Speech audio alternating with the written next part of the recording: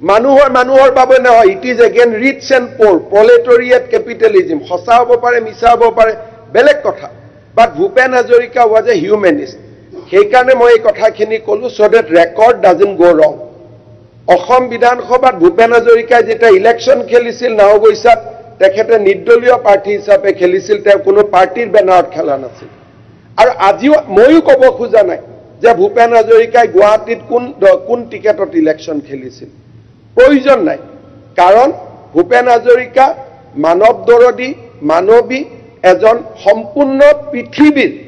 বিশ্বৰ মানৱ জাতিৰ হৈকে যুঁজ কৰা এজন ব্যক্তি বুলি ইতিমধ্যে সমাজে তেওঁক স্বীকৃতি দিছে সমাজে তেওঁক এটা সেই নামেৰে তেখেতক জানিবলৈ বুজিবলৈ চেষ্টা কৰিছে সন্মানীয় সদন ভূপেন হাজৰিকাদেৱৰ এই জন্ম জয়ন্তী উৎসৱ পালন কৰিবলৈ অসম চৰকাৰে এখন 50জনীয়া সমিতি গঠন কৰিছে সেই কমিটিৰ প্ৰথমখন বৈঠক অনুষ্ঠিত হয় আৰু ৰাজ্য চৰকাৰে ইয়াত আমি কেইটামান বিশেষ কাম ডক্টৰ ভূপেন হাজৰিকাৰ জন্ম জয়ন্তী পালন কৰিবৰ বাবে যোৱা আৰম্ভ কৰাৰ বৰ্ষটোত আমি কেইটামান কাম কৰিব খুজিছো তাৰ বিষয়ে মই পবিত্ৰ সদনক অৱগত কৰিব খুজিছো প্ৰথম ডিব্ৰুগড় বিমানবন্দৰক ডক্টৰ ভূপেন হাজৰিকাৰ নামত আমি উৎসৰ্গা কৰিম 8 ছেপ্টেম্বৰত ভূপেন হাজৰিকা ডাঙৰীয়াৰ বা দেৱৰ 100তম জন্ম জয়ন্তী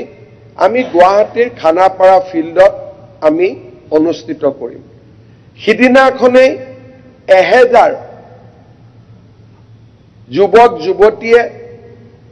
অসম আমাৰ ৰূপহী গুণৰো নাই শেষ এই গানটি সমাজৰ সকলোৰে সন্মুখত 1000 জন যুৱক যুৱতী একেলগে গাই তাক প্ৰদৰ্শন কৰিব ইয়াৰ পৰৱৰ্তী পৰ্যায়ত ভূপেন হাজৰিকাৰ কৰ্মভূমি অৰুণাচল প্ৰদেশ তেওঁৰ জন্মভূমি বা তেওঁৰ শৈশৱত তাতে তেওঁ আছিলে আৰু পৰৱৰ্তী সময়ত পশ্চিমবংগ এই দুইটা স্থানতে আমি দুখন তেখেতৰ স্মৃতিচাৰণ সভা আমি অনুষ্ঠিত কৰিব খুজিছো তাৰ পৰৱৰ্তী সময়ত আমি মহাৰাষ্ট্ৰ বোম্বাইত য'ত নেকি তেখেতে প্ৰফেশনেল কাম ব্যক্তিগত সময় পাৰ কৰিছিলে আৰু বহুতো তেখেতৰ অনুগামী আছে আমি মুম্বাইত ভূপেন হাজৰিকা দেৱৰ স্মৃতিচাৰণ সভা এখন অনুষ্ঠিত কৰাৰ সিদ্ধান্ত লৈছো আৰু 2026 চনৰ 8 ছেপ্টেম্বৰৰ দিনা যেতিয়া এই জন্ম জয়ন্তী পালন এটা বছৰ সম্পূৰ্ণ কৰিব আমি নতুন দিল্লীৰ ভাৰত মণ্ডপমত সমগ্ৰ অসমীয়া মানুহে লগ লাগি ভূপেন হাজৰিকা জন্ম জয়ন্তীৰ সামৰণি অনুষ্ঠান পালন কৰাৰ সিদ্ধান্ত লৈছো এই সময়ছোৱাৰ ভিতৰতে বানাৰস হিন্দু বিশ্ববিদ্যালয় যাৰ লগত ভূপেন হাজৰিকা প্ৰত্যক্ষভাৱে জড়িত আছিল তেখেতৰ নামত আমি এখন চেয়াৰ বিশেষকৈ ফক যি সং আৰু ফক কালচাৰৰ ওপৰত গৱেষণা কৰাৰ বাবে আমি এখন চেয়াৰ কৰিবৰ বাবে আমি সিদ্ধান্ত গ্ৰহণ কৰিছো ভূপেন হাজৰিকা দেৱৰ নামত ইতিমধ্যে পোষ্টেল ষ্টাম্প নিৰ্মাণ কৰা হৈছে পোষ্টেল ষ্টাম্প তেখেতৰ নামত আছে কিন্তু আমি এই সময়ছোৱাত ভূপেন হাজৰিকাৰ নামত এটা মুদ্ৰা কইন্স ৰিজাৰ্ভ বেংক অফ ইণ্ডিয়াৰ দ্বাৰা এটা কইন্স আমি নিৰ্মাণ কৰিব খুজিছো ডক্টৰ ভূপেন হাজৰিকা দেৱৰ জন্ম জয়ন্তীৰ এই সময়ছোৱাতে ভূপেন হাজৰিকাৰ নামত উৎসৰ্গা কৰি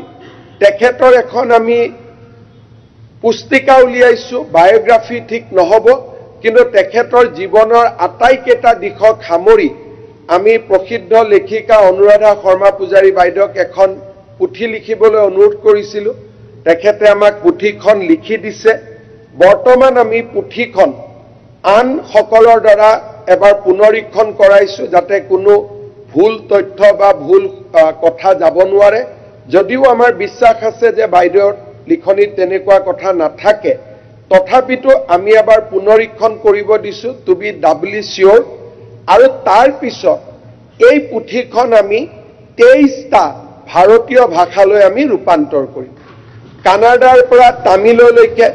মাৰাঠীৰ পৰা গুজৰাটীলৈকে 23টা ভাষাত আমি ৰূপান্তৰ কৰি ভাৰতৰ কলেজ, বিশ্ববিদ্যালয় আৰু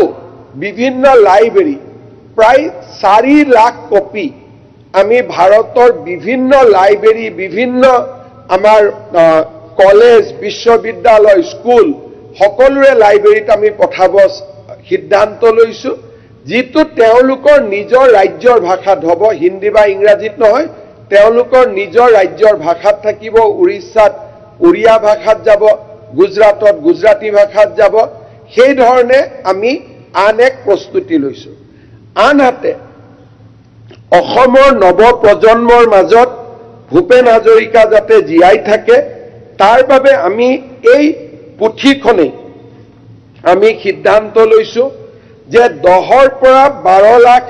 এই পুথিখনৰ প্ৰতিলিপি আমি অসমৰ মানুহৰ ঘৰলৈ পঠাবৰ কাৰণে চেষ্টা কৰিম, যাতে প্ৰতিটো পৰিয়ালৰ ঘৰত ডক্টৰ ভূপেন হাজৰিকাৰ পুথি এখন থাকে। তাৰো আমি বিশাল ব্যৱস্থা আমি হাতত ল'বলৈ গৈ আছো। ইয়াৰ উপৰিও সিদিনাখন যেতিয়া আমি সভা বহিছিলো একেলগে,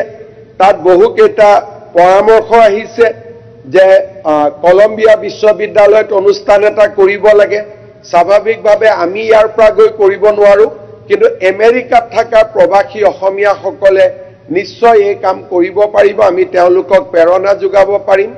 ভূপেন হাজৰিকা দেৱৰ সমাধি ক্ষেত্ৰটোৰ নাম সমন্বয় ক্ষেত্ৰলৈ ৰূপান্তৰ কৰাৰ বাবেও পৰামৰ্শ আহিছিলে।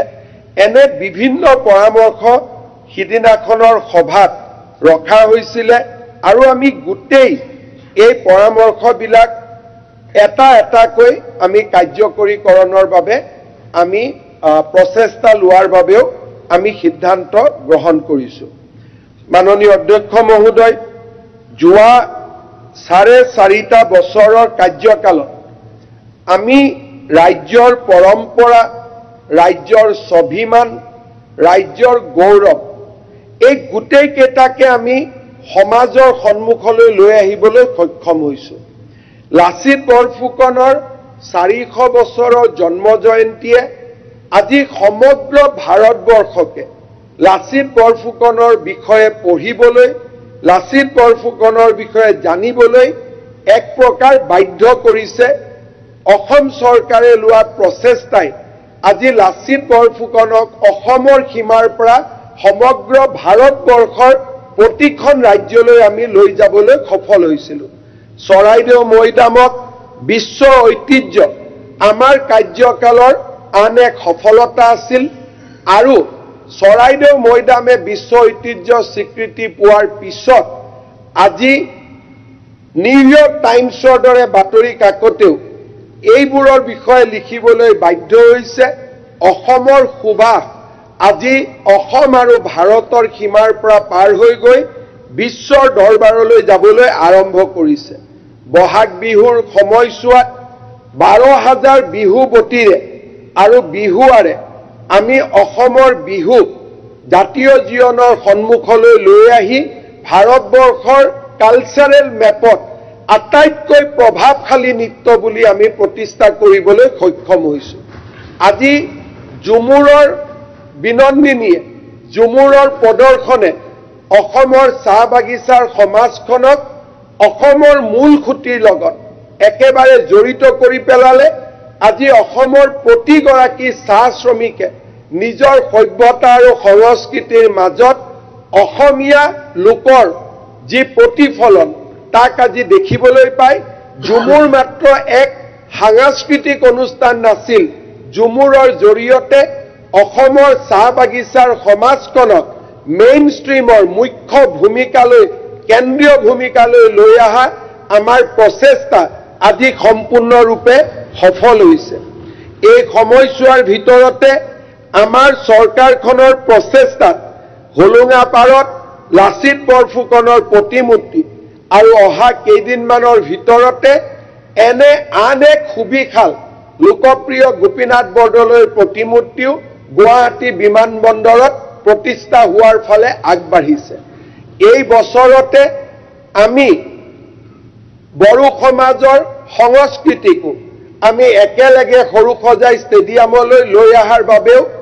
আমি ইতিমধ্যে সিদ্ধান্ত গ্ৰহণ কৰিছো আৰু তাৰ প্ৰস্তুতিও ইতিমধ্যে বহুখিনি আগবাঢ়ি গৈছে আমি গৌৰৱ অনুভৱ কৰো যে অসমৰ পৰা দুজন ব্যক্তিয়ে দুজন মহিৰুহে ভাৰত ৰত্ন লাভ কৰিছে 2019 চনত প্ৰধানমন্ত্ৰী নৰেন্দ্ৰ মোদী ডাঙৰীয়াৰ চৰকাৰখনে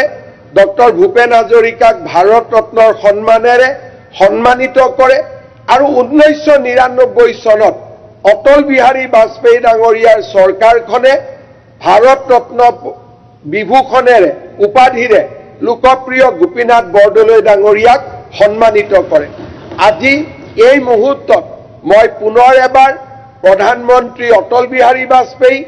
আৰু ভূপেন হাজৰিকাক ভাৰত ৰত্ন সন্মানেৰে ৰাষ্ট্ৰৰ সৰ্বোচ্চ সন্মানেৰে সন্মানিত কৰা ডক্টৰ ভূপেন হাজৰিকা ডাঙৰীয়াক সন্মানিত কৰাৰ বাবে মই প্ৰধানমন্ত্ৰী নৰেন্দ্ৰ মোদী ডাঙৰীয়ালৈও আকৌ এবাৰ অসমৰ ৰাইজৰ হৈ ধন্যবাদ আৰু কৃতজ্ঞতা জ্ঞাপন কৰিছো মই বিধানসভাৰ সমূহ সদস্যক আহ্বান জনাম যে ভূপেন হাজৰিকাৰ জন্ম জয়ন্তী এক চৰকাৰী আৰু ৰাজকীয় অনুষ্ঠান হ'ব নোৱাৰে ভূপেন হাজৰিকা জনতাৰ শিল্পী আছিল ভূপেন হাজৰিকা অসমৰ আদৰৰ সন্তান আছিল সেইবাবে মই সকলো বিধায়ক সকলো ৰাইজক অনুৰোধ কৰিম যে চৰকাৰে কি কৰিব পাৰিছে তাতকৈও অধিক কাম ৰাইজে কৰিব পাৰিব এই সময়ছোৱাৰ ভিতৰতে ডক্টৰ ভূপেন হাজৰিকাৰ স্মৃতিত আমি কি ধৰণে নিজৰ নিজৰ সমষ্টিত নিজৰ নিজৰ গাঁৱত নিজৰ নিজৰ কলেজখনত নিজৰ নিজৰ বিশ্ববিদ্যালয়খনত নিজৰ নিজৰ বিদ্যালয়খনত আমি কেনেকে ডক্টৰ ভূপেন হাজৰিকাৰ স্মৃতি নৱ প্ৰজন্মৰ মাজলৈ লৈ অহাৰ বাবে আমি কেনেকৈ আৰু বেছি প্ৰচেষ্টা কৰিব পাৰো তাৰ বাবে মই আমাৰ বিধানসভাৰ সদস্যসকল আৰু অসমবাসী ৰাইজক মই বিনম্ৰতাৰে সৈতে আহ্বান জনাম মাননীয় অধ্যক্ষ মহোদয় এই বিধানসভাৰ প্ৰস্তাৱনাৰ আগতে তেজপুৰৰ ৰাইজৰ পৰাও এটা দাবী আছিল যে তেজপুৰৰ বিমানবন্দৰখন ডক্টৰ ভূপেন হাজৰিকাৰ নামেৰে নামাঙ্কিত কৰিব লাগে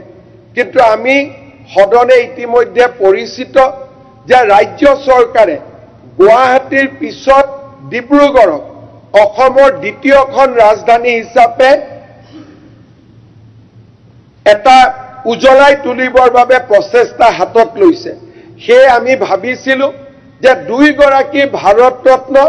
এগৰাকী ৰাজধানী গুৱাহাটীত থাকক আনগৰাকী ভাৰত ৰত্ন ৰাজধানী ডিব্ৰুগড়ত থাকক আৰু সেই উদ্দেশ্য হাতত ৰাখিয়ে আমি ডিব্ৰুগড় বিমানবন্দৰক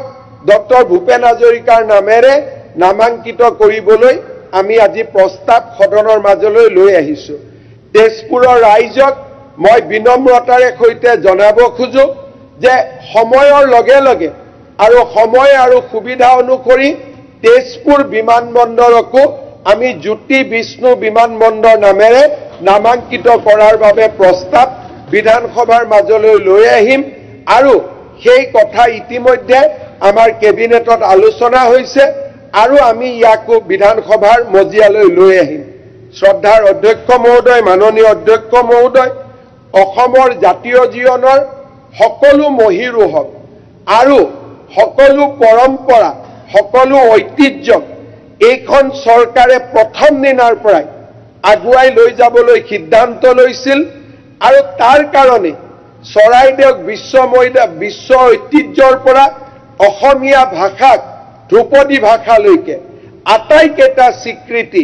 আমাৰ চৰকাৰখনৰ দিনত আমি আজুৰি আনিবলৈ সক্ষম হৈছো শ্ৰদ্ধাৰ অধ্যক্ষ মহোদয় এই সময়ছোৱাৰ ভিতৰতে আমি আৰু এটা ডাঙৰ কামত লাহে লাহে হাত দিছো আমাৰ অসমত বিশেষকৈ বড়ো ল্যাঙ্গুৱেজক বিটিএডিত বৰাকত বেংগলীত আৰু অসমৰ বাকী অঞ্চলত অসমীয়া কাৰ্বি আলঙত কাৰ্বি ডিমাছাত ডিমাছা এই আমাৰ বৈচিত্ৰ্যৰ মাজত যিটো ঐক্য তাক ধৰি ৰাখি আজি আমি লাহে লাহে অসম চৰকাৰৰ মন্ত্ৰীসকলে বিষয়াসকলে ফাইলৰ নোটিং পৰ্যন্ত অসমীয়া ভাষাত লিখিবলৈ আৰম্ভ কৰিছে চৰকাৰী নটিফিকেশ্যন অসমীয়া ভাষাত প্ৰকাশ হ'ব আৰম্ভ কৰিছে বিধানসভাৰ আইন অসমীয়া ভাষাত আহাৰ আৰম্ভ কৰিছে যি প্ৰচেষ্টা বহুদিন আগতে আমি ল'ব লাগিছিল সেই প্ৰচেষ্টাসমূহ আজি আমি আৰম্ভ কৰিছো আৰু ৰাজ্যৰ বিষয়া কৰ্মচাৰীসকলেও তাত সহযোগিতা আগবঢ়াইছে আজি আনকি প্ৰধানমন্ত্ৰীলৈকেও যদি মই এখন চিঠি লিখো ওপৰত ইংলিছখন থাকে লগত অসমীয়া ট্ৰেন্সলেশ্যনখনো লগতে যায় অৰ্থাৎ আমি সকলো স্থানতে অসম সৰ্বপ্ৰথম আমাৰ কাৰণে আমাৰ ৰাজ্যৰ স্বাভিমান আমাৰ কাৰণে ৰাজ্যৰ ঐতিহ্য আমাৰ কাৰণে ৰাজ্যৰ মহিৰো আমাৰ কাৰণে সৰ্বপ্ৰথম সেই দৃষ্টিভংগীৰে আজি আমি আগুৱাই গৈছো আৰু আজি ডক্টৰ ভূপেন হাজৰিকাৰ নামত ডিব্ৰুগড় বিমানবন্দৰৰ নামাকৰণ এই প্ৰচেষ্টাৰে আন এক পদক্ষেপ য'ত নেকি আজি আমি আপোনালোকৰ সহযোগত সফলতাৰ ফালে আগবাঢ়িছো মই পুনৰ এবাৰ অসম বিধানসভাৰ সন্মানীয় সদস্যসকলক ধন্যবাদ জনাইছো যে সকলোৱে সৰ্বসন্মতক্ৰমে ৰাজনীতিৰ ওপৰত গৈ অলপ চলপ যদিও দুই এজনে ৰাজনীতি আনিব চেষ্টা কৰিছিলে কিন্তু মুখ্যতঃ ৰাজনীতিৰ ওপৰত গৈ এই প্ৰস্তাৱক অনুমোদন জনোৱাৰ বাবে মই পুনৰ এবাৰ বিধানসভাৰ সমূহ সদস্যক ধন্যবাদ আৰু কৃতজ্ঞতা জনাম আমি আমাৰ লক্ষ্য কি আমাৰ উদ্দেশ্য কি অলপ আগতে মই বিধানসভাত কৈছিলো মুখ্যমন্ত্ৰী আমাৰ পৰিচয় নহয় আমাৰ প্ৰথম পৰিচয় হ'ল অসমীয়া অসমৰ প্ৰেক্ষাপটত আৰু যেতিয়া আমি অসমৰ পৰা ওলাই যাওঁ আমাৰ প্ৰথম পৰিচয় হ'ল ভাৰতীয় আৰু ভূপেন হাজৰিকা ডাঙৰীয়াই কৈ যোৱাৰ দৰে ভাৰতীয় নুমলী যি অসমক আমি সকলো প্ৰকাৰৰ পৰা আগবঢ়াই লৈ যোৱাৰ বাবে আমি নিৰন্তৰ কাম কৰিছো আৰু আমি নিৰন্তৰ কাম কৰি গৈ থাকিম ভূপেন হাজৰিকাৰ এটা সংগীতেৰে আমি কি বিচাৰিছো আৰু আমি কি তাক মই এটা কবিতাৰে মই জনাব খুজিছো হেংদান নাৰী লাচিত নাথাকিলেও অথবা কোনোবা কাপুৰুষক পুৰুষ কৰিবলৈ জ্যোতি প্ৰসাদো যে আছে অসম মৰিলে আমিও মৰিম বুলি ক'বলৈ শ্বহীদো আছে আজি অম্বিকা গিৰিৰ চিঞৰ ঘেজাৰে হাতে কামে নৱৰূপ দিব এইখন অসম যাতে নমৰে আৰু অসম যিদিনাখন মৰিব আমিও মৰিম এইটোৱে হৈছে আমাৰ চৰকাৰ অসমক আমি মৰিব নিদিওঁ অসমৰ সাংস্কৃতিক সত্তা অসমৰ জাতি অসমৰ মাটি অসমৰ ভেটিক আমি সদায় আগত ৰাখিম এইখন অসমক আমি মৰিব নিদিওঁ আৰু যিদিনাখন অসম মৰিব আমিও মৰিম সেই সংকল্পেৰে পুনৰ এবাৰ সকলোকে ধন্যবাদ জনাই মই এই প্ৰস্তাৱক সন্মতি জনাবলৈ মাননীয় সদস্যসকলক আহ্বান জনাই মই মোৰ বক্তব্যৰ সামৰণি মাৰিছো ধন্যবাদ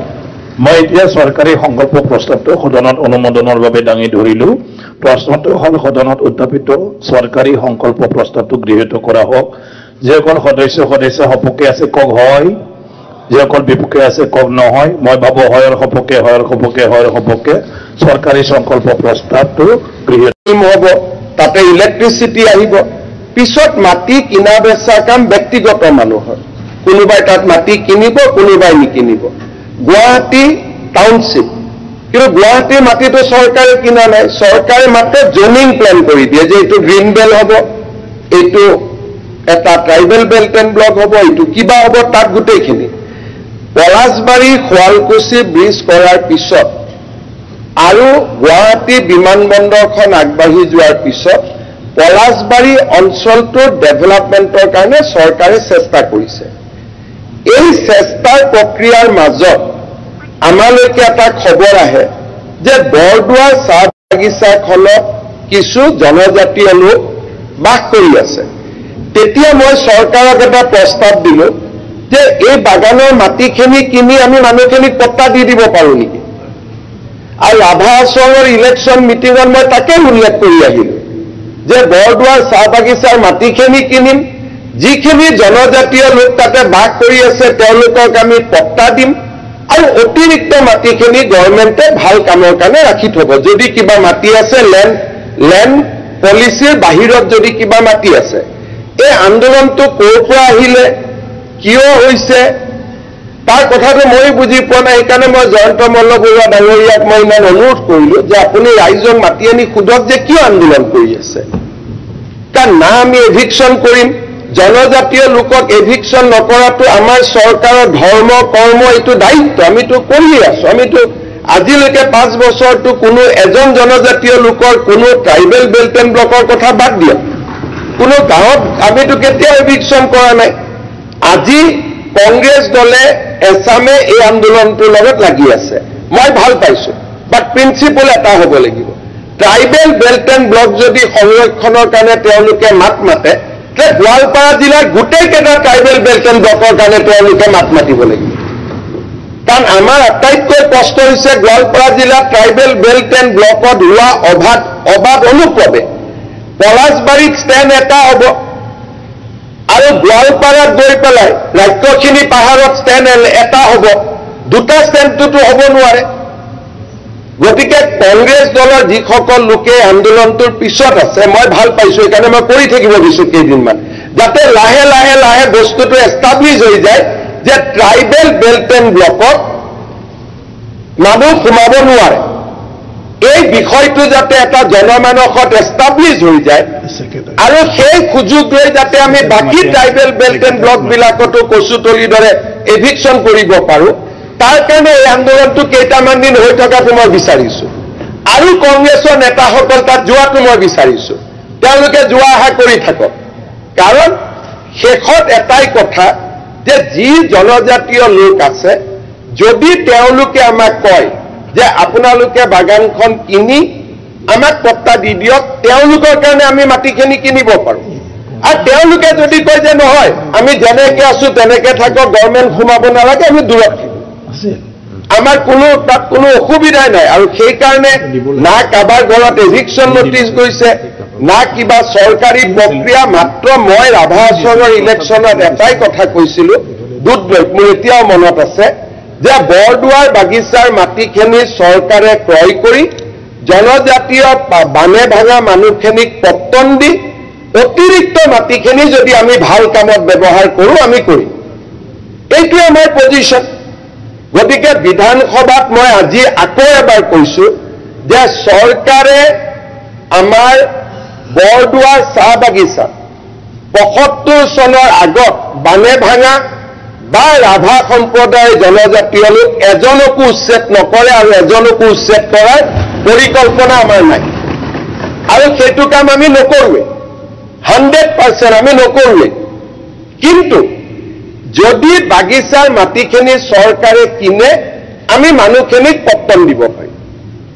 আৰু অতিৰিক্ত মানুহ মাটিখিনি আমাৰ লগত থাকিব। তাত কিবা মেডিকেল হ'ব, ইঞ্জিনিয়াৰিং হ'ব, পলাশবাৰীত যথেষ্ট উন্নতি হৈ আছে, তাৰ কামত ব্যৱহাৰ হ'ব। যদি মানুহখিনি আমাক কয় যে নহয়, আমি যেনেকৈ আছোঁ আমি তেনেকেই থাকিম,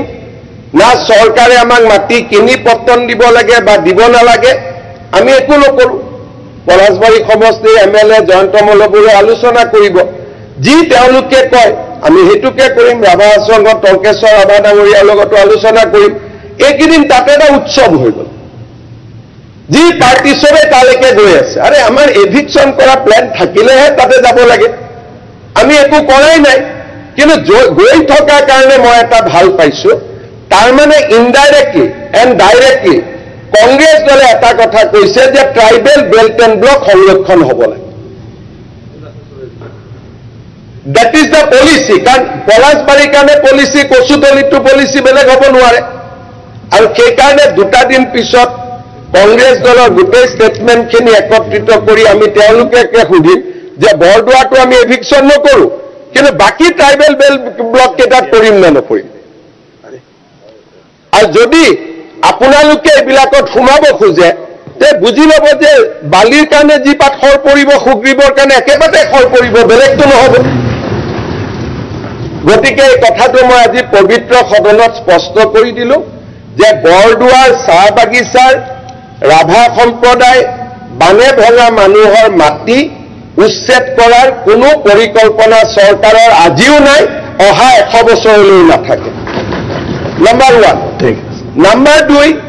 যদি ৰাইজে আমাক কয় যে আপোনালোকে মাটিখিনি কিনি আমাক পট্টন দি দিয়ক,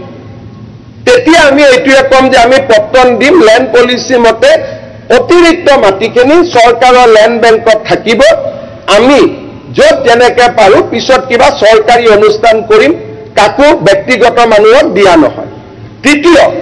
আমাৰ ছেটেলাইট টাউনশ্বিপ পলাশবাৰীত হ'ব।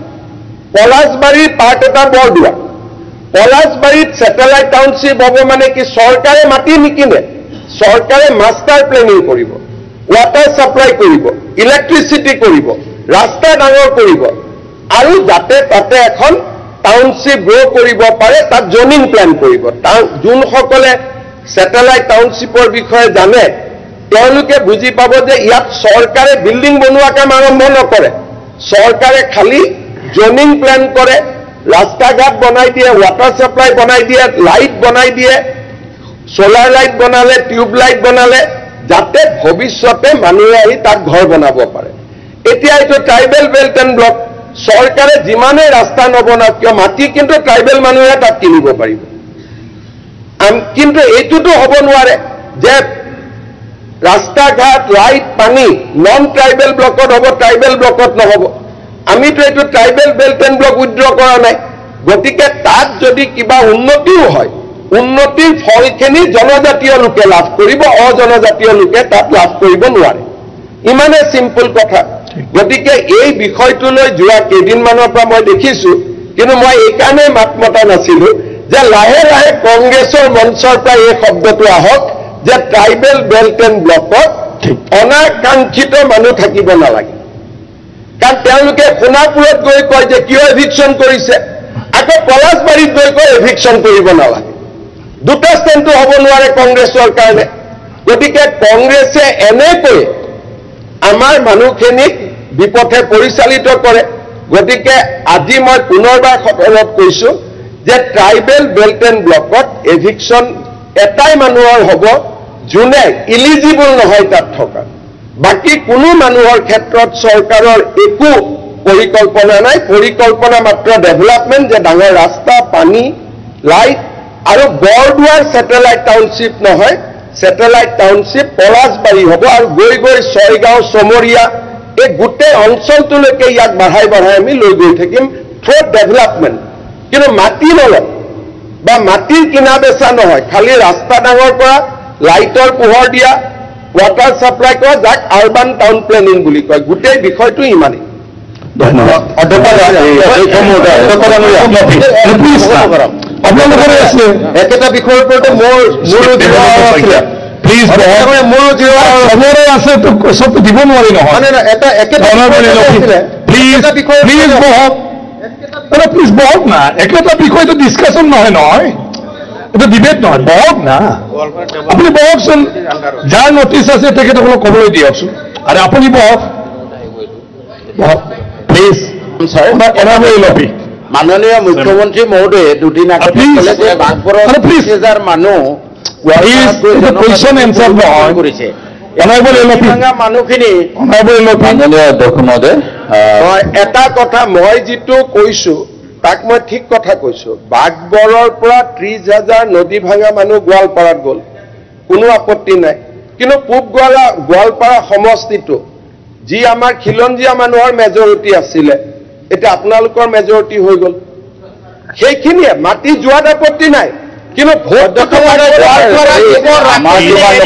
ভাৰতীয় আৰু বিজেপিৰ ওপৰত হ'ব লাগে। আমাৰ তোমাৰতো ছাৰ ছাৰ এনেকুৱা কি ডেফিনেশ্যন আছে আমাৰ বা তেওঁলোকৰ কি ডেফিনেশ্যন ছাৰ এইটো জনাব লাগে। আৰু এটাৰ পিছত এটা যদি আপোনালোকৰ নিজৰে আছে, আমি ক'ত থাকিম? নিজৰে আছে আপোনালোকৰ। মুখ্যমন্ত্ৰী আপোনালোকৰ নালাগে প্লিজ প্লিজ সন্মানীয় সদস্য, মুঠতে তাতো এভিকশ্যন হ'বই, 100% এভিকশ্যন। অনাৰেবল এল পি আপুনি ক'ব। ৰাজ্যখিনি পাহাৰৰ মানুহখিনি মাতি আনি আলোচনা কৰাৰ চেষ্টা কৰিছিলোঁ। কংগ্ৰেছ দলে তেওঁলোকৰ কোৰ্ট কাছাৰী ঘূৰাব চেষ্টা কৰি আছে। মই কৈছিলোঁ মিলা মিছা ৰাস্তা হ'ব, তেওঁলোকক একাংশ মানে উত্তেজিত কৰি আছে। সেইখন ফৰেষ্ট হয়, লাষ্টৰ ৰিজাল্টটো কাজিৰঙাৰ কাষত কি আছিল, নুৰুল হুদাই যে বচাব নোৱাৰিলে জেগাখিনি। ফৰেষ্ট নহয়, ফৰেষ্ট নহয় জানোতো, এইটো গোৱালপাৰা ডেভেলপমেণ্ট অথৰিটিৰ আণ্ডাৰত বাগানৰ মাটি 2007 চনত নটিফিকেশ্যন আছে, চাই ল'ব। আপোনাৰ মানুহ কাৰণে মই কৈছোঁ, আপুনি আপোনাৰ মানুহ কাৰণে মই কৈছোঁ যে ৰং ইনফৰমেশ্যন মই ক'লো যে আলোচনাৰ মাজেৰে মই দুখীয়া মানুহখিনিৰ সমস্যাটো সমাধান কৰাৰ চেষ্টা কৰিছিলোঁ। কংগ্ৰেছৰ বিধায়কসকলে তেওঁলোকক কোৰ্টত লৈ গৈ আছে। কোৰ্টত লোৱা যুক্তি মই নিদিওঁ। তেওঁ কৈছে এইটো ৰিজাৰ্ভ নহয়, ৰিজাৰ্ভ হয় নে নহয় কাগজে পৰীক্ষা কৰিব, আদালতে পৰীক্ষা কৰিব। যেতিয়া আদালতে ফৰেষ্টৰ ক্ষেত্ৰত কি জাজমেণ্ট দিব পাৰে আপোনালোকেও জানে। যিটো চৰকাৰে আলোচনা কৰি শেষ কৰিব খুজিছিল, মোক আলোচনা কৰাৰ সুবিধা নিদি কংগ্ৰেছে বিষয়টো কোৰ্টত লৈ গ'ল। গতিকে এতিয়া কোৰ্টত যি হ'ব হ'ব। এতিয়া কোৰ্টত নহয়, মই আপোনাৰ মানুহ কাৰণে কৈ আছোঁ, অসমৰ মুখ্যমন্ত্ৰী হিচাপে মই তাতে গৈছোঁ, মানুহখিনি কৈছোঁ মোৰ অফিচত আহিব আলোচনা কৰি। আলোচনা হৈ গ'ল এক ৰাউণ্ড আলোচনা হোৱাৰ পিছত কংগ্ৰেছ দলৰ ফালৰ পৰা আলোচনা নকৰাই মানুহখিনি কোৰ্টত লৈ গ'ল। আপোনালোকেও জানে যে ফৰেষ্টৰ ক্ষেত্ৰত আজি নহয় কালি বা পৰহি হ'লেও কোৰ্টে কি অৰ্ডাৰ দিব। এটা তেওঁ কৈছে ফৰেষ্ট নহয়, ভাল কথা ফৰেষ্ট নহ'লে, কিন্তু ফৰেষ্ট হয় নে নহয় প্ৰমাণটো ক'ত হ'ব, কোৰ্টতে হ'ব। গতিকে যেতিয়া মানুহখিনিক মই নিজে ক'লোঁ যে হয় বাঘবৰৰ পৰা আপোনালোক বানপানীত গৈছে, কিছু মানুহ ইয়াত আহক, কিন্তু সদায় আহি থকাটো নহ'ব। যিসকলে বানপানীত আহিছিল তেওঁলোক থাকক, যিখিনিৰ নাম কাগজত আছে তেওঁলোক থাকক, বাকীখিনি যাব লাগিব যিখিনিৰ লগত বানপানীৰ কোনো সম্পৰ্ক নাই। মানুহখিনিয়ে মোৰ লগত এডমিট কৰিলে, ক'লে 15 দিন পিছত আহিম। এতিয়া মাজত গৈ কেছ কৰিলে, এতিয়াতো মই এফিডেভিট দিব লাগিব যে হয় এইখিনি ফৰেষ্টৰ মাটি বুলি। গতিকে বুঢ়া পাহাৰত যি হৈছিল তাকে হ'বগৈ। ছাৰ, মোৰ কথাটো হ'ল কোনে কোৰ্ট লৈ যায় নহয়, এইখিনি আৰু আছে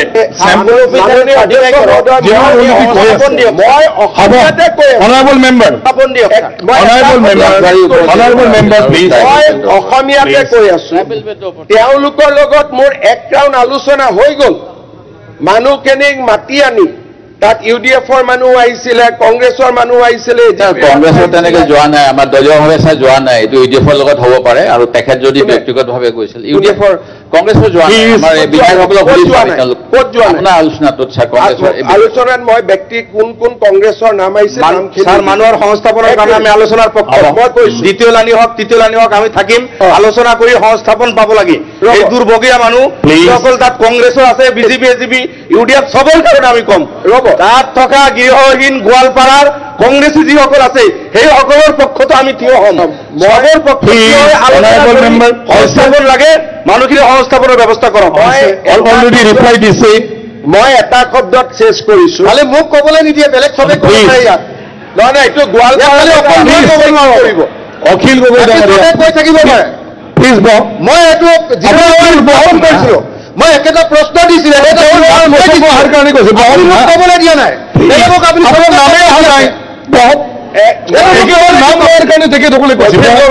মোৰ পিছত মোক ক'বলৈ দিয়া নাই, বাকী চবকে ক'বলৈ দিয়া। একেটা বস্তু মই নিজে উত্থাপন কৰিছিলোঁ। আৰে ভাই ক'বলৈ দিয়ক প্লিজ। আপুনি কওকচোন। মই আকৌ এবাৰ পবিত্ৰ সদনত কৈছোঁ যে ৰাজ্যখিনি পাহাৰ এখন proposed reserve forest. Supreme Court versus Godavarman এই কেছ অনুসৰি proposed reserve forest means reserve forest. This is the order of the Supreme Court. Chandra Patowary ডাঙৰীয়াই আপোনালোকক জাজমেণ্টটো দিব। যেতিয়া আমি তাত গ'লোঁ, মই দেখিলোঁ যে ফৰেষ্টটো নাই, গছ গছনি কাটি চেজ হৈছে, মানুহো আছে। মানুহখিনিও মোক লগ কৰিলে। মই ক'লোঁ ঠিক আছে,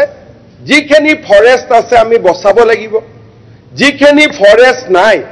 আপোনালোকে 20-50 বিঘা মাটি লৈ আছে আপোনালোকে মাটিটো ল্যান্ড পলিচি মতে ল'ব আৰু যিখিনি কালি পৰখি আহি আছে বা এতিয়াও আহাৰ চেষ্টা কৰি আছে সেইখিনি বন্ধ হ'ব লাগিব এক নামাতিব এক আপুনি পকাই থকাতকে মানুহখিনি আজিখিনি দি অখিল গগৈ প্লিজ বহুত পকাই যাব নালাগে হিন্দু বুলি বহন কৰি দিব নালাগে প্লিজ আপুনি হিন্দু মুছলমান কৈ থাকিব নালাগে পট্টাখিনি কাগজ বহিবলৈ দিয়া দি দিয়ক এনে মাজত সোমাইছে কোনে নহয় বাদ দিয়ক আৰু বৰদুৱাৰ আপুনি যিটো কথা কৈ আছে ৰিপ্লাই দিবলৈ দিয়ক বৰদুৱাৰ আপোনাৰ চিএমৰ পৰা ওলাইছে যে the project include the 1500 acre Bordowar satellite township at Palashbari নামটো আপোনাৰ বৰদুৱাৰ স্যাটেলাইট টাউনশ্বিপ তাৰপিছত আপুনি কৈ আছে বৰদুৱাৰ নহয় যে এনেকুৱা নামে অকল বৰদুৱাৰ টাউনশ্বিপ বৰদুৱাৰ টাউনশ্বিপ নহয় অকল ট্ৰাইবেল মানুহ তাতে উচ্ছেদ আৰু কামৰূপ জিলা বেলেগ বেলেগ ঠাইত ৰিং ৰোডৰ নামত এতিয়া গুৱাহাটীৰ ৰিং ৰোডৰ মানুহৰ নামত মাত্ৰ 2,10,000 বিঘা মাটি কিনিবলৈ লৈছে বিভেদ নহয় 2,10,000 কিনিবলৈ লৈছে 2,10,000 টকা হাইৱে কিনাৰত মানুহে মাটি দিব এইটো খিলঞ্জীয়া মানুহৰ মাটি এনেকে কাঢ়ি ল'বলৈ লৈছে অসমৰ মানুহৰ মাটি এনেকে কাঢ়ি এইটো সুযোগ নিদিয়ে মুছলমান কৰিবলৈ ইয়াত সুযোগ দিয়ে আপুনি বিষয়টো উত্থাপন কৰিবলৈ সুযোগ নিদিয়ে আপুনি সুযোগ দিয়ে আপুনি Honorable Chief Minister, Honorable Chief Minister, already আৰু zero honored আছে এই বিষয়ে খালি শব্দটো শেষ কৰ মাননীয় বিধায়ক অখিল গগৈ ডাঙৰীয়াই কৈছে পট্টা দি দিয়ক আপুনি সুপ্ৰিম কোৰ্টে কৈছে দিব নালাগে গৈ আপুনি কালি দি দিয়ক মই আপোনাক একদিনৰ কাৰণে দায়িত্ব দি দিছো গতিকে আপুনি অনুৰোধ কৰিছো যে মানুহখিনি দুৰ্ভগীয়া আপুনি সেই মানুহখিনি সংস্থাপনটো দি দিয়ক ৰ'ব সেইটো আকৌ বেলেগ দলক টানি আনি বিষয়টো জটিল কৰি নিদিয়াৰ ব্যৱস্থা কৰিব খুজিছে আপুনি শুনক এইটো হ'ব নালাগে ৰ'ব মানুহক লৈ আপুনি ইমান পলিটিক্স কৰিব নালাগে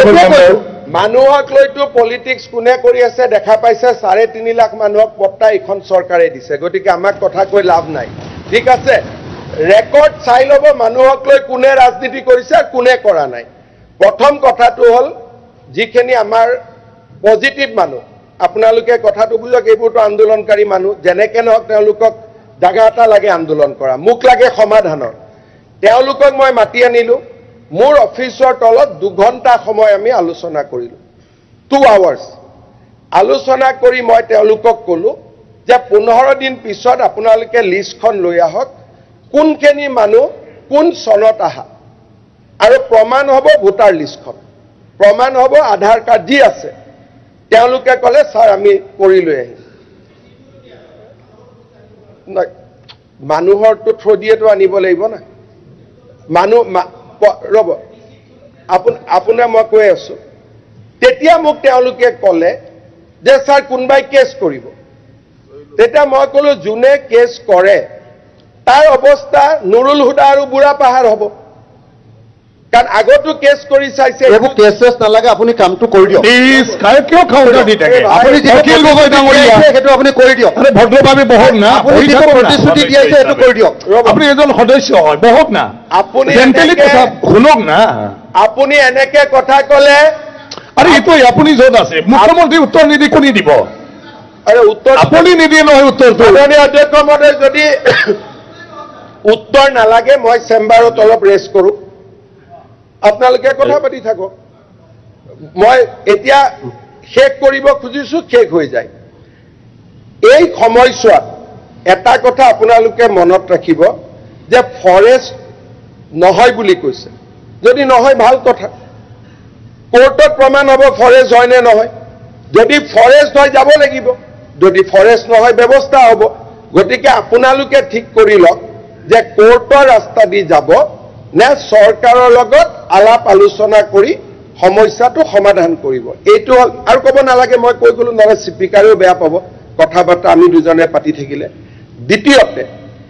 যি ধৰণে অখিল গগৈ ডাঙৰীয়াই কৈছে যে পট্টা দি দিয়ক মই পট্টা দি দিব পাৰোঁ গোৱালপাৰা জিলা আমাৰ খিলঞ্জীয়া জনজাতীয় মানুহসকলৰ জিলা কিমান দূৰলৈ পট্টা দিব তাতে ট্ৰাইবেল বেল্ট এণ্ড ব্লকত বহি আছে আমাৰ আপোনালোকে মুছলমান বুলি ক'লেও বেয়া পাব যি শব্দই কওক ট্ৰাইবেল বেল্ট এণ্ড ব্লকত বহি আছে বৰদোৱাৰ প্ৰিন্সিপল যিটো হ'ব এইটো তাতো হ'বনে নাই এই গোটেই কথাবোৰ সদনত আপোনালোকে আলোচনা কৰক ট্ৰাইবেল বেল্ট এণ্ড ব্লকৰ পৰা যদি বৰদোৱাত যাব লাগে সংৰক্ষিত হ'ব লাগে same tribal belt and block দুধনৈটো সংৰক্ষিত হ'ব লাগিব দুটা প্ৰিন্সিপলটো নহ'ব যদি বনভূমি ইয়াত সংৰক্ষিত হ'ব লাগে তাতো সংৰক্ষিত হ'ব লাগিব সেইকাৰণে আপোনালোকে কথাখিনি ভাবি চিন্তি কৰক মোৰ কোনো আপত্তি নাই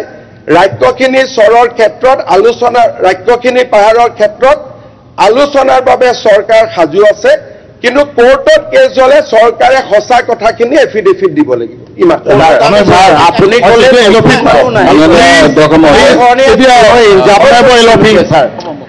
আপুনি নিজৰ পাৰ্টিত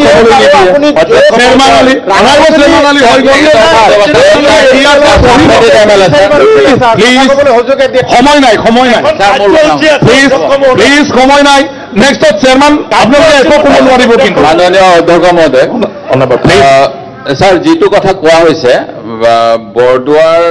যিটো আমাৰ শ্ৰদ্ধাৰ বিধায়ক ৰমেন্দ্ৰ নাৰায়ণ কলিতাই ক'লে ময়ো এই বিষয়ত এটা আজি বিষয়ে আপোনাৰ দৃষ্টি আকৰ্ষণ কৰিছিলোঁ 21 চনৰ নিৰ্বাচনত মাননীয় মুখ্যমন্ত্ৰী ডাঙৰীয়াই ভোগ দখলকাৰী মানুহসকলক মাটিৰ পট্টা দিয়াৰ কথা কৈছিল তাৰ পৰৱৰ্তী সময়ত ছাৰ বিধায়ক হেমংগ ঠাকুৰীয়া ডাঙৰীয়াই আমাৰ ৰাজহ মন্ত্ৰী যোগেন মোহন সেই সময়ৰ তেখেতৰ লগত 2025 চনৰ ফেব্ৰুৱাৰী মাহত বৰদোৱাৰ বাগানৰ জনজাতীয় মানুহক মাটিৰ পট্টা দিয়াৰ কথা কৈছিল আৰু ছাৰ মুখ্যমন্ত্ৰী মহোদয়ে যিটো কৈছে আমাৰ অসমত 99 ইয়েৰ্ছৰ লিজ হয় তাৰপিছত লিজটো ছাৰ উইথড্ৰ কৰিব পাৰে গভৰ্ণমেণ্টে সেই গতিকে এইটো কিনিব নালাগে ছাৰ গভৰ্ণমেণ্টে ল'ব পাৰে প্ৰথম কথা সেইকাৰণে তেখেতসকলে লৈ পেলাই যিসকল ৰায়তী মাটি ছাৰ ৰায়তী খতিয়ান থকা ইয়াৰ আগতেও দেখা পাইছোঁ সৰ্বানন্দ সোণোৱাল ডাঙৰীয়াৰ দিনত মিকিৰ বামুণী গ্ৰান্তত ৰায়তী